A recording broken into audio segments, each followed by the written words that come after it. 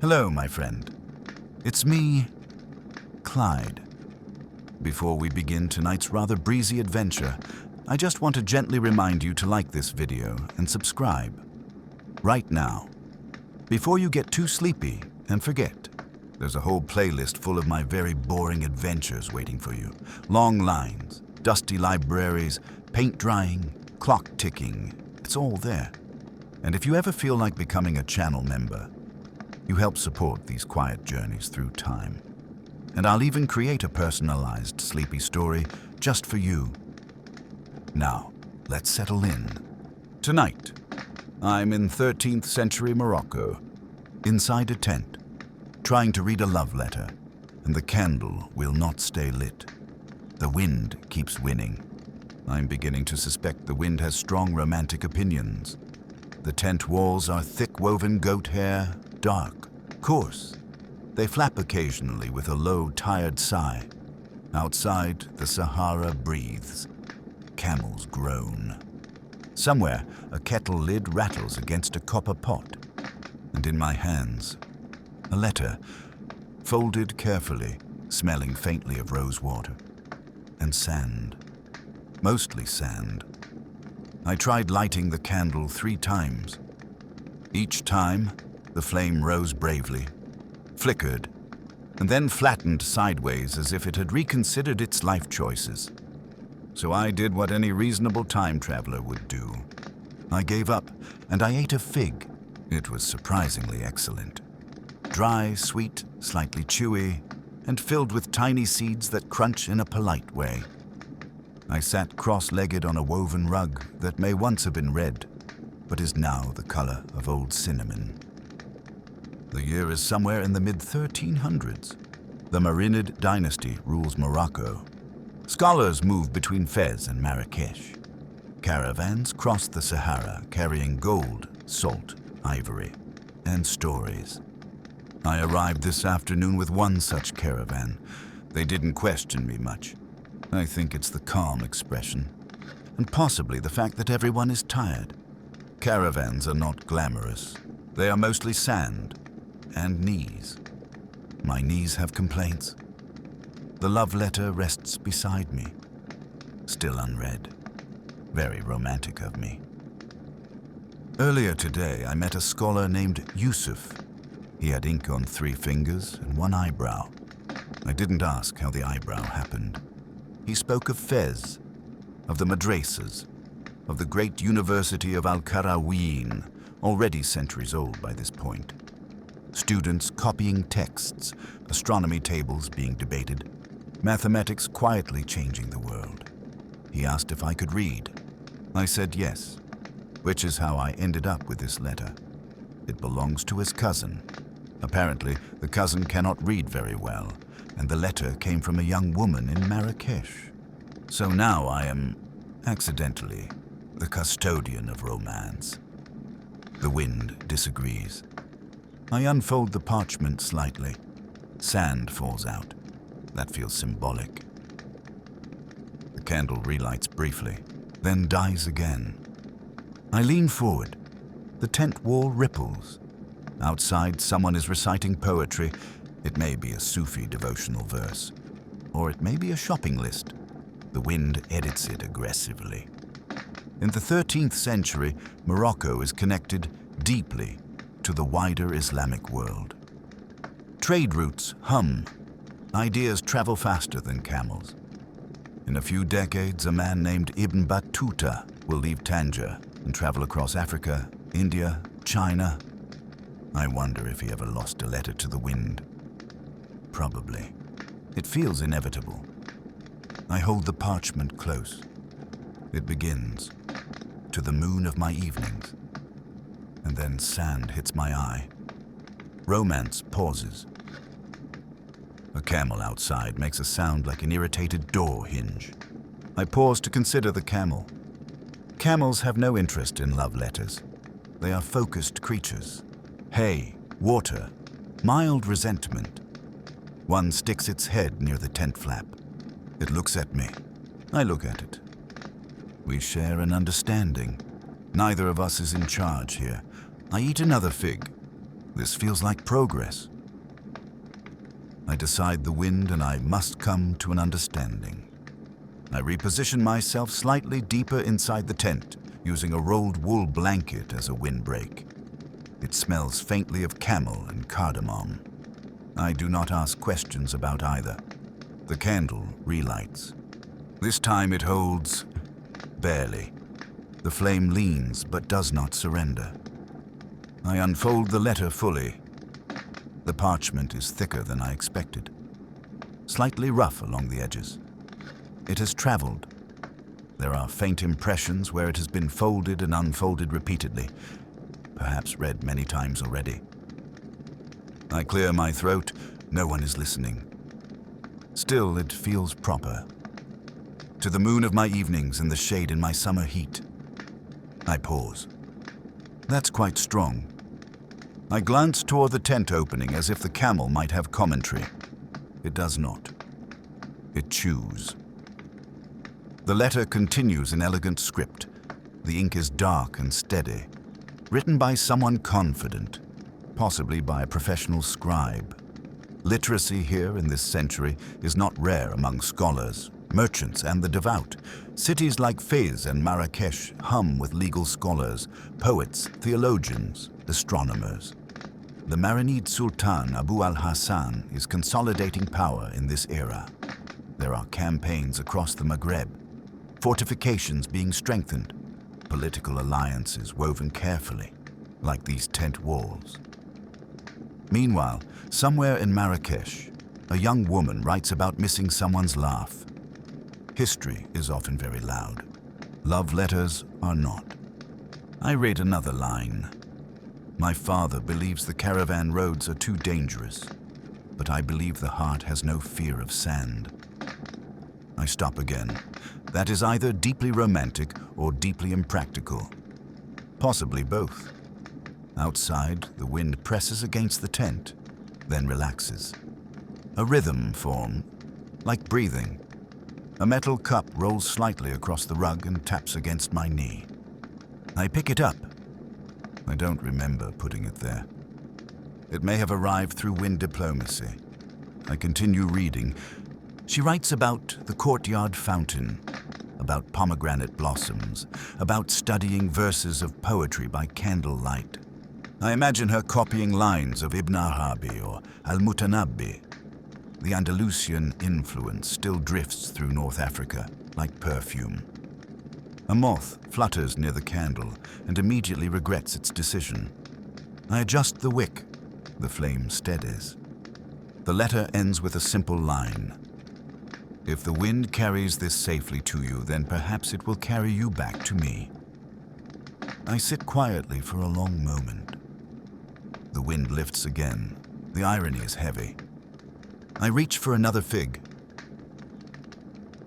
I try reading it again aloud. Softly, very softly. The wind interrupts on certain syllables. It seems to object to moon. It is neutral about shade. I shift position once more. The tent fabric pulses inward and outward like the chest of some enormous breathing animal. The woven goat hair panels were chosen for exactly this. They tighten in dry weather, loosen in damp. Practical engineering disguised as fabric. Outside, I hear laughter. Two traders argue gently over salt bricks from Taghaza. Salt here is wealth. White blocks cut from desert mines and carried hundreds of miles by caravan. In some markets, salt trades ounce for ounce with gold. It's remarkable what people choose to value. Gold, salt, love letters, figures. One of the traders sneezes loudly. The sneeze travels very well in desert air. I fold the letter carefully. Not because I am finished, because the wind has won again. Instead, I step just outside the tent for air. The sky above the Sahara at night is not subtle. It is unapologetically filled with stars. The Milky Way stretches overhead like spilled flour. Astronomers in Fez chart these same stars, using astrolabes, calculating prayer times, determining direction, measuring the curvature of heaven with brass and patience. I once held an astrolabe. I did not understand it. I pretended I did. A camel brushes past me and exhales. Its breath smells faintly of hay and mild judgment. I sit back down, inside again. The candle flickers bravely. The letter waits. Yusuf returns. He ducks into the tent with the ease of someone accustomed to low ceilings. He carries a small clay cup of mint infusion. Mint even here, even now. Some traditions endure beautifully.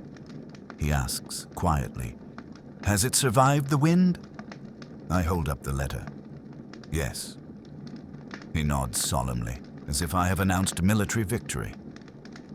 We speak softly about Marrakesh, about recent tensions between tribes in the Atlas Mountains, about the Sultan's efforts to assert authority across the Maghreb, about trade routes that stretch south toward Mali, where gold flows north and scholars travel with it. In Timbuktu, manuscripts multiply. In Granada, poetry flourishes. In Cairo, politics churn. In this tent, the candle still struggles. Yusuf laughs gently when I tell him about the line regarding fearless hearts and sand. Sand always wins, he says. I suspect he is correct. He asks me to read a portion aloud. I do. The words sound different, spoken into desert air. Softer, more fragile. He closes his eyes briefly. Not out of romance, I think. Out of memory. He leaves after a while, careful not to disturb the flame.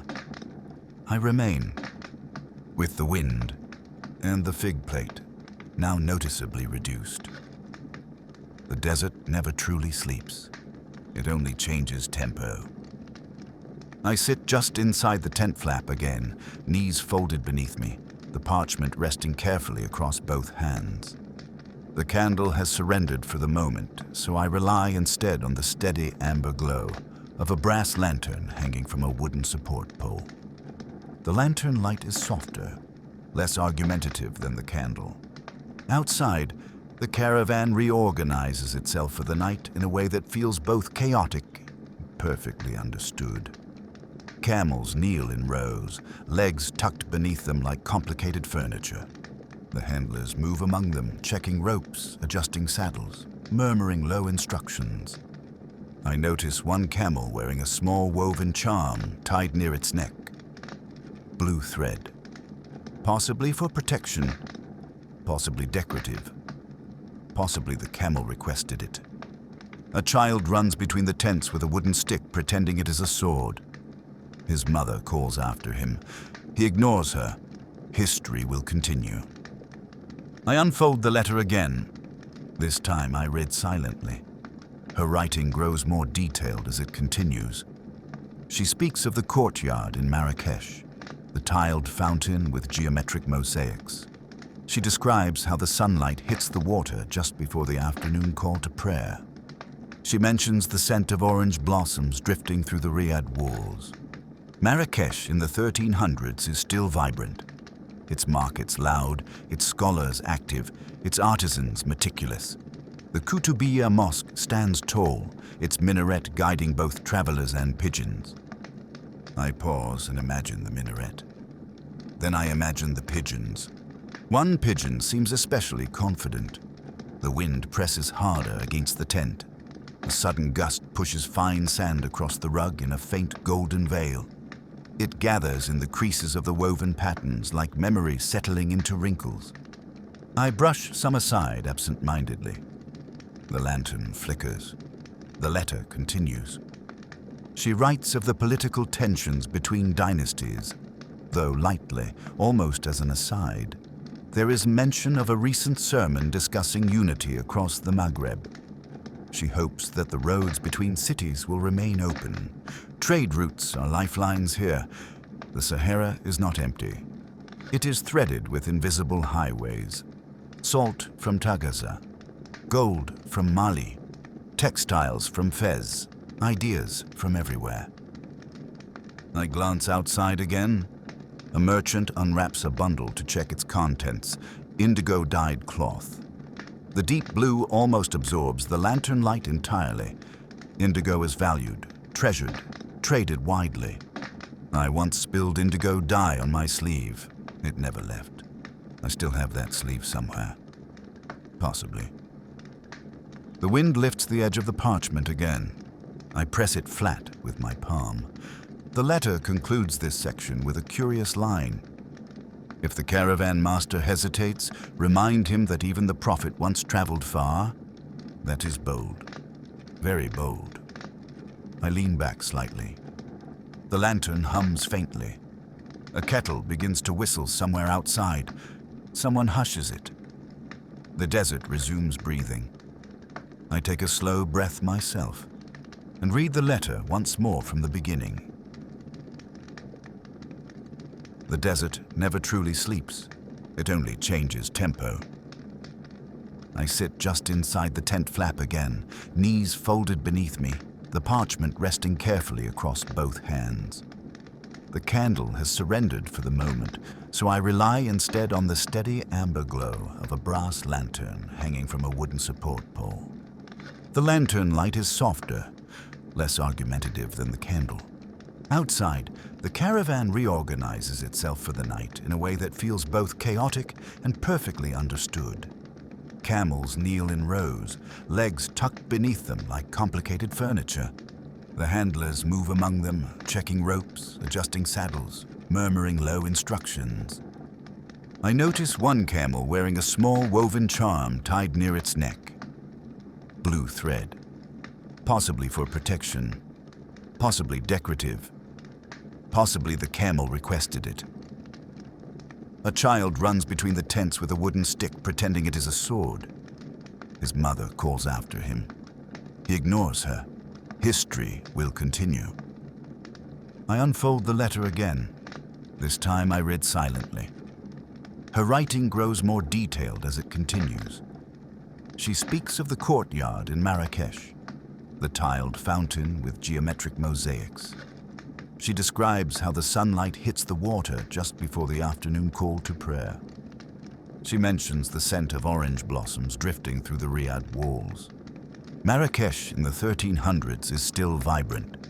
Its markets loud, its scholars active, its artisans meticulous. The Koutoubia Mosque stands tall, its minaret guiding both travelers and pigeons. I pause and imagine the minaret. Then I imagine the pigeons. One pigeon seems especially confident. The wind presses harder against the tent. A sudden gust pushes fine sand across the rug in a faint golden veil. It gathers in the creases of the woven patterns like memories settling into wrinkles. I brush some aside absent-mindedly. The lantern flickers. The letter continues. She writes of the political tensions between dynasties, though lightly, almost as an aside. There is a mention of a recent sermon discussing unity across the Maghreb. She hopes that the roads between cities will remain open. Trade routes are lifelines here. The Sahara is not empty. It is threaded with invisible highways. Salt from Tagaza, gold from Mali, textiles from Fez, ideas from everywhere. I glance outside again. A merchant unwraps a bundle to check its contents. Indigo-dyed cloth. The deep blue almost absorbs the lantern light entirely. Indigo is valued, treasured, traded widely. I once spilled indigo dye on my sleeve. It never left. I still have that sleeve somewhere. Possibly. The wind lifts the edge of the parchment again. I press it flat with my palm. The letter concludes this section with a curious line. If the caravan master hesitates, remind him that even the prophet once traveled far. That is bold. Very bold. I lean back slightly. The lantern hums faintly. A kettle begins to whistle somewhere outside.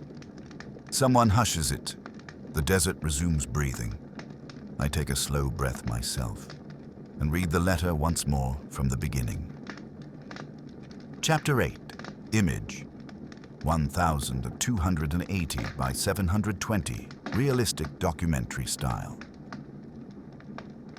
Generate. Clyde seated near the entrance of a 14th century Moroccan desert tent at night, lantern hanging from wooden pole, casting warm light on parchment in his hands. Sand drifting across woven rugs, caravan visible outside with camels kneeling and faint indigo cloth bundle in background. Starry sky beyond tents, realistic cinematic documentary style. Exact Clyde appearance, no text, 1,280 by 720. Chapter 9. The scholar returns with news. Yusuf returns again, but this time he does not enter immediately. He stands outside the tent flap, looking up at the sky. I join him. We stand shoulder to shoulder. Silent. The stars are clearer now. The wind has shifted direction slightly, smoothing the upper layers of sand dunes into long silver ripples. He speaks quietly. There are rumors, he says, that the Sultan plans to strengthen alliances in Tlemcen. I nod thoughtfully, though I do not pretend to know the political intricacies of Tlemcen tonight. He continues, explaining that the Marinid Sultan Abu al-Hassan has been consolidating influence across North Africa. Campaigns, strategic marriages, diplomatic maneuvers, history moving like wind across dunes. Relentless but patient. He asks what the letter says. I summarize.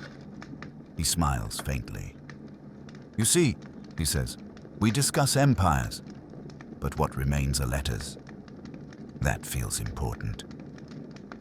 We return inside the tent. He produces a small wooden case. Inside is an astrolabe, brass, worn smooth by handling. He places it carefully in my hands. This tells you where you are, he says. I rotate it gently. The etched lines catch the lantern light. The rete, the delicate star map overlay, seems impossibly intricate. Scholars in Fez use instruments like this to chart prayer times, navigation, celestial calculations. I pretend again that I understand it. He notices. He smiles. You're not required to understand everything, he says. That feels like a gift. He leaves the astrolabe with me temporarily. I set it beside the figs. It looks dignified there. The wind eases, the lantern steadies. I open the letter again, and this time I read it all the way through without interruption. The caravan quiets further. The child with the stick sword has finally surrendered to sleep. The camels kneel motionless. The traders murmur more softly now. The sky deepens toward indigo. I remain awake.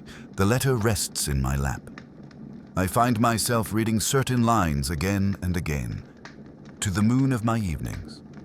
It is dramatic, but effective. I consider what it means to send a letter across the Sahara in this century. Weeks of travel, sandstorms, bandits, politics, disease, misplaced saddlebags. A letter surviving all that feels miraculous. I rub a small grain of sand between my fingers. It is not large, it is not powerful, yet over centuries it shapes landscapes. History is made of things that seem small. A figura, a word, a letter, a choice to travel.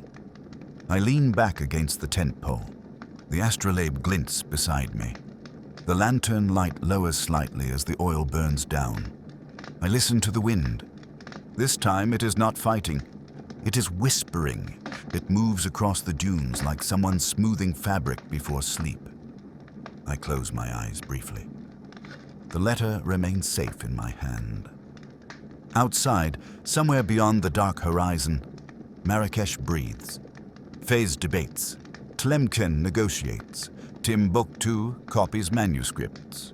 And here, in a wind-worn tent in the 1300s, I sit with a love letter that refused to blow away.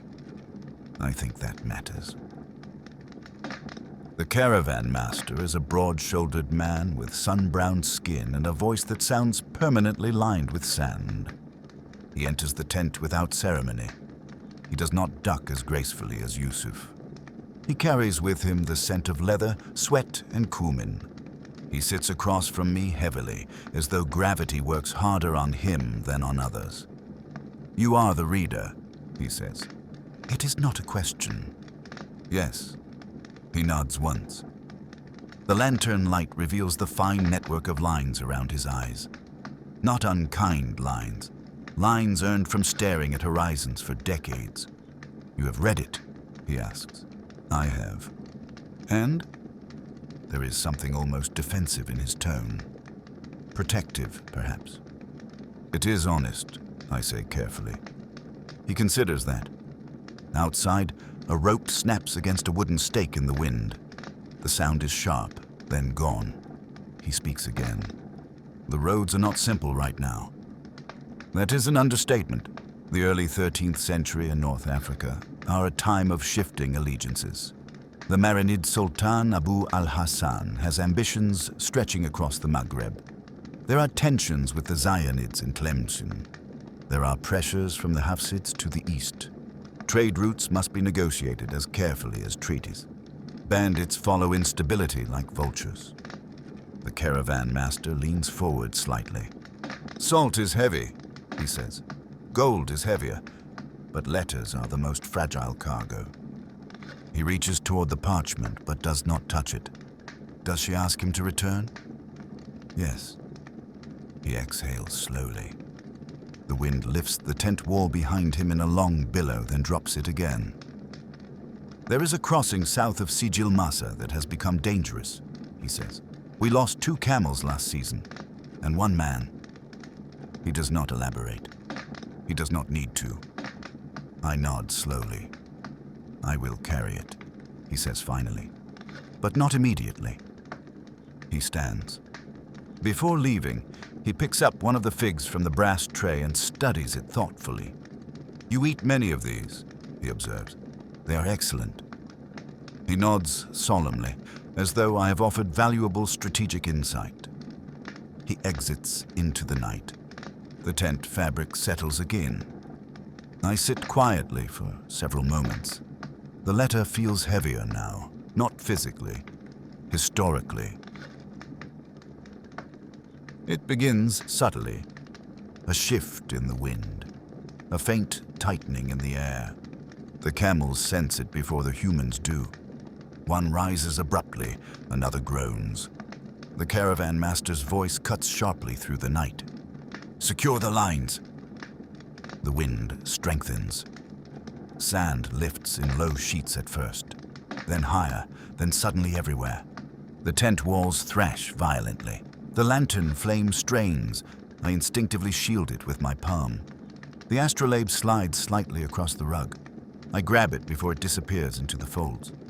Outside, the world reduces itself to motion. The dunes dissolve into airborne grain. Voices become indistinct. The sandstorm is not dramatic in the way stories describe them. It is persistent, overwhelming, impersonal. The tent strains against its stakes. I press my back against one of the central poles to steady it. The letter. I check the letter immediately. Still in my inner pocket. Still folded carefully. Still dry. The wind roars through every seam. Sand finds its way into everything. Into hair, into sleeves, into thoughts. For nearly an hour, though it feels like both 5 minutes and 5 years, the storm continues.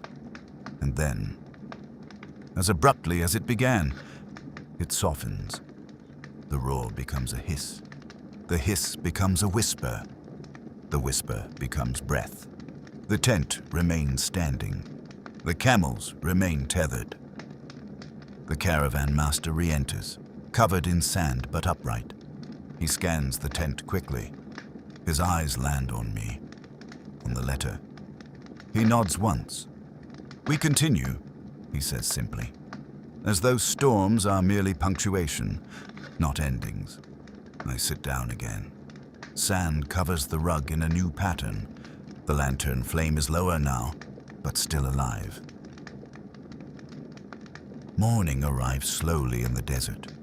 not with sudden brightness, but with a gradual unveiling. The horizon lightens first, then the edges of the dunes, then the shapes of tents re-emerge from shadow. I step outside. The world looks newly arranged. The dunes have shifted, tracks erased, ropes partially buried. The caravan moves more quietly this morning. There is inspection, adjustment, repair. One of the traders carefully unearths a partially buried bundle of indigo cloth. He shakes it out gently. The deep blue survives. The child with the wooden sword now wields a stick shaped differently by the storm. He declares it superior. History adapts. Yusuf approaches me again. He studies the dunes. Every storm redraws the map, he says. I think about that. Scholars debate borders. Sultans redraw territories, but the desert redraws itself nightly. We return to the tent. I read the letter again in full daylight. It feels different now, less fragile, more determined. She writes of patience, of waiting through seasons, of trusting that roads reopen. There is no desperation in her words, only steadiness. I fold it carefully, this time with less tension. The caravan master enters once more. We leave tomorrow, he says. He looks at me. At dawn. The letter will travel, with or without wind cooperation. Dawn in the Sahara does not arrive loudly. It seeps. The sky begins as a faint silver-gray line along the horizon, then blushes slightly, then gradually spills pale gold across the dunes. The caravan rises before the sun does. There is a choreography to departure. It is not hurried, but it is deliberate. Camels are coaxed to standing positions with long, groaning complaints. Saddles are inspected twice. Water skins are weighed by hand. Knots are pulled tight and then tightened again. The caravan master walks slowly down the line, tapping certain ropes with a wooden staff. Not hard, just enough to remind them of responsibility. I stand just outside the tent holding the folded letter inside my cloak. The air is cold in the morning, desert cold, which surprises those who only imagine heat. My breath is visible for a brief moment before dissolving. Yusuf approaches with 2 small cups of mint infusion. He hands me one. The steam curls upward like quiet incense. We travel north first, he says, then west. His voice is calm. He studies the sky briefly, perhaps out of habit, perhaps out of memory. Somewhere in Fez, students are already awake, reviewing legal texts under oil lamps. Somewhere in Marrakesh, someone is sweeping a tiled courtyard. Somewhere in Tlemcen, political envoys prepare letters sealed with wax. And here, in the open stretch between cities, a caravan adjusts its ropes. The caravan master approaches. "Reader," he says again. I retrieve the letter from inside my cloak. For a moment, I hesitate. It is strange how quickly one can become attached to paper. He notices the hesitation. "You have read it well," he says. That feels like praise. I hand him the letter. He tucks it carefully into a leather pouch that hangs from his belt, separate from the trade documents. That distinction matters. The camels begin moving, one by one, long legs unfolding like deliberate machinery. The line stretches forward into the rising light. I fall into step beside Yusuf. The dunes ahead shimmer faintly. The wind is quiet this morning, suspiciously quiet. Travel in the desert is mostly waiting while moving. The rhythm of camel steps becomes hypnotic. The swaying motion is not unpleasant, but it demands adjustment. One must surrender to it rather than resist. The dunes roll endlessly. The sky grows bright. The sun climbs with indifferent authority. Yusuf walks beside me for a time, then falls back to speak with another trader.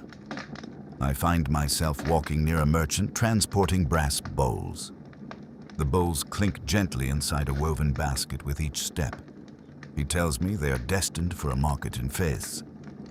Fez in the 13th century is a center of scholarship and craftsmanship.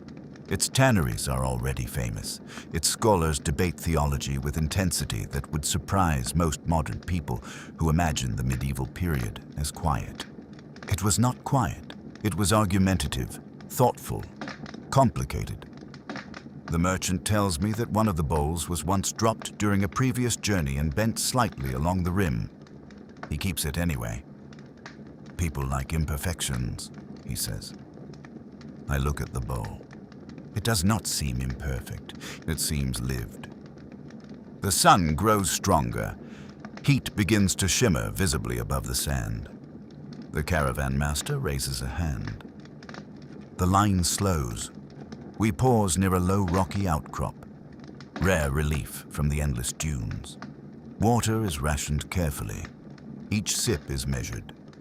The child with the stick sword now carries a small cloth bundle instead. His sword has been repurposed into tent support material. History adapts again. I think about the letter traveling in the caravan master's pouch. I imagine it crossing dunes, surviving sun and wind, arriving eventually in Marrakesh. I imagine a courtyard, a fountain, a tiled floor still cool in shade. The thought settles gently in my chest. The wind picks up slightly around midday. Not aggressively, just enough to remind us that it exists. By late afternoon, the faint suggestion of the Atlas Mountains becomes visible along the horizon, not sharply, more like a memory emerging through haze. The dunes flatten slightly as we approach firmer ground. The caravan pauses again near a dry wadi, a shallow riverbed that waits patiently for rain that may not come for months. The men gather small bundles of scrub brush for a modest cooking fire. The scent of smoke mingles with sand and cumin. I sit on a flat stone. The stone is warm from the day's heat. I remove the astrolabe from my satchel. Yusuf allowed me to carry it for the journey. I turn it slowly in my hands. The etched star lines glint in the fading light. Navigation in this century depends not only on memory and experience, but on instruments like this. Astronomy here is not mysticism. It is mathematics and geometry, inherited from centuries of scholarship across the Islamic world. I attempt to align the rete with the visible stars as dusk begins. I fail gracefully. A goat wanders unexpectedly near the camp, tethered loosely to a trader's rope. It looks at me as if I am the least competent person here. It may not be wrong. The caravan master joins me on the stone. He does not speak at first. We watch the mountains darken slowly. "You're not from here," he says eventually. "No," he nods. "But you listen well." That feels sufficient. The sky deepens to purple. The first stars reappear. Somewhere beyond these dunes, cities continue their restless conversations. Here, the desert breathes evenly. We reach Marrakesh, not with fanfare, but with dust. The red walls appear first, faint against the horizon, then gradually solidifying into structure. Clay and earth compacted into fortification. The city rises from the desert like something that decided to stay. The caravan shifts subtly as we approach. Conversations lower. Posture straightens. Even the camels seem to walk with greater intention. The gates are wide but guarded. Not aggressively, just watchfully. Trade must flow, but it must be accounted for. Inside the walls, the sound changes immediately. The desert has a wide silence. The city has layers, footsteps on packed earth. Donkeys braying. A metal hammer striking brass in steady rhythm. Water moving somewhere unseen. The caravan master moves efficiently through entry protocols, exchanging greetings with officials, offering small tokens, confirming trade routes. These are rituals as much as transactions. I follow slightly behind Yusuf, observing. The air smells different here. Coriander, leather, olive oil. A baker passes carrying flatbread stacked in cloth. A cat darts beneath a cartwheel. A young boy balances a tray of dates with impossible confidence. I feel momentarily out of place. Then I remember. I always am. The caravan master motions to me. He taps the leather pouch at his belt. It is time. We move through narrower streets toward a residential courtyard. The walls here are quieter, less market, more home. The door is wooden, carved but modest. Yusuf knocks. There is a pause. Footsteps. The door opens. A woman stands there. Her expression shifts quickly. Surprise, then recognition, then something softer. The caravan master removes the folded parchment carefully. He hands it to her without commentary. She receives it with both hands, respectfully. There are no dramatic speeches, no music, only the small sound of paper unfolding. I look away politely. The fountain in the courtyard bubbles gently. Orange blossoms hang overhead, just as described. I do not need to read it again. I remain in the courtyard for a short time. Not intrusively, just long enough to notice small things. The fountain tiles are geometric, intricate blue and white patterns arranged in precise symmetry. The water catches sunlight and reflects small ripples across the surrounding walls. The woman sits near the fountain edge and reads silently. Her expression does not exaggerate. It steadies. There is no theatrical reaction, only breath. In the distance, I hear the call to prayer echoing faintly from the Kutubiyya Mosque. Its minaret rises above the city, tall, balanced, guiding. Men and women pause briefly in their tasks. Time folds inward for a moment, then continues. The caravan master nods to me. Our part is finished. As we exit the courtyard, I notice a small brass bowl resting on a low shelf near the doorway. The rim is slightly bent. Imperfections travel too. The streets feel warmer now, more alive. A donkey passes carrying bundles of dyed wool. Two scholars argue softly about jurisprudence near a shaded archway. A spice merchant rearranges cones of saffron and cumin into more appealing symmetry. Life resumes. I do not linger. This was not my letter. I was only the reader. The caravan prepares to depart again the following morning, but tonight we rest inside the city walls. I wander briefly through the evening market. Lanterns hang overhead, casting amber circles of light onto the packed earth streets. A man tunes an ode softly near a spice stall. The notes drift like thin ribbons through the warm air. Children chase each other between baskets of figs and dates. I consider purchasing another fig. Then remember, I have eaten many. Restraint feels historically appropriate. I pass a scribe seated behind a low desk. He writes letters for those who cannot. His ink stains mirror Yusuf's earlier. Literacy in this world is valued, preserved, debated. Madrasas flourish. Manuscripts multiply. Ideas circulate through scholars like wind through dunes. I pause to watch him form each letter carefully. He looks up. "Do you require a letter?" he asks. "No," I say. "Then perhaps you require listening," he replies. That feels accurate. I sit briefly beside him. We do not speak. The lantern flickers. The market hums. History continues without needing commentary. Eventually, I stand and make my way back toward the caravan's resting area near the city wall. The sky darkens. The stars begin reappearing above Marrakesh, just as they did above the dunes. Different setting. Same sky. That night, I sit just outside the city walls. The desert is not far. The air carries both dust and distant cooking smoke. The caravan sleeps. The city hums softly behind me. I think about the letter. How it crossed dunes, how it survived wind, how it now rests safely in its intended hands. There is something reassuring about that. Empires rise, dynasties consolidate power, trade routes expand and fracture, but a letter still arrives. A fig still tastes sweet, a lantern still flickers. The wind still insists on participating. I lean back against a low stone wall. The stars overhead are steady, unconcerned. I close my eyes for a moment. Breathing in, breathing out. The world feels both vast and manageable at once. I reach into my pocket absent-mindedly.